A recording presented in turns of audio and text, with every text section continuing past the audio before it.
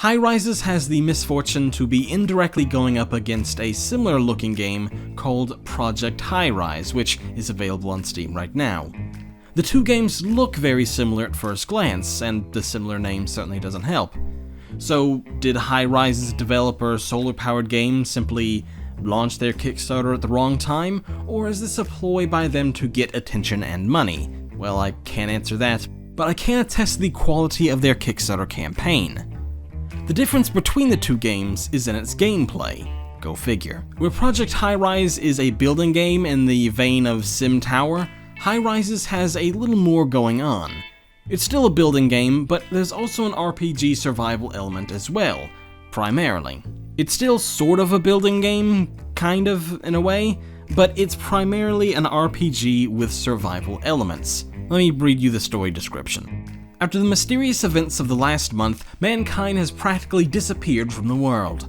Instead, the mysterious dreamers now populate the desolated cities, where they dwell in the dimness of the urban canyons.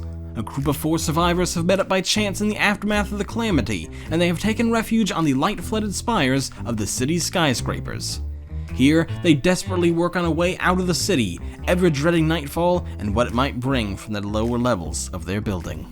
So, instead of building a hotel or whatever to attract guests or residents, you're instead building up a skyscraper so you and a group of survivors can, survive in it.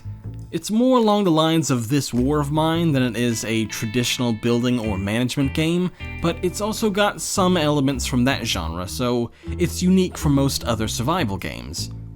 The gameplay consists of the typical survival fare: scavenging supplies, crafting, making sure you're fed and hydrated, and interacting with other survivors. You can also research upgrades, and the levels and enemy spawns are randomly generated, because of course they are.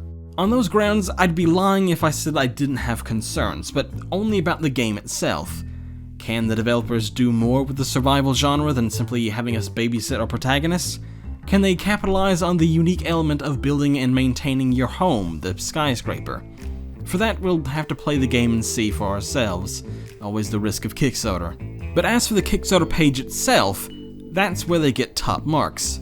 There's a gameplay trailer at the start, plenty of screenshots and GIFs of the gameplay, and the details are well laid out and written. The one area where I do want to see a little more information is in their bio. There's only a sentence dedicated to the studio founders Nico and Marcus, no last name given, and not much else. Nico says he's been a game designer for years but doesn't elaborate any further, and Marcus just says he's an architect, which obviously doesn't necessarily make him great at designing buildings in a 2D video game. Again, such is the risk we take with Kickstarter. But backers don't seem to be having a problem taking that risk. In a little over a week, the campaign's already collected about $20,000 of its $53,000 goal. Be sure to keep an eye on this one going forward. I like where it's going, which is up, because it's a skyscraper. I never know how to end these things.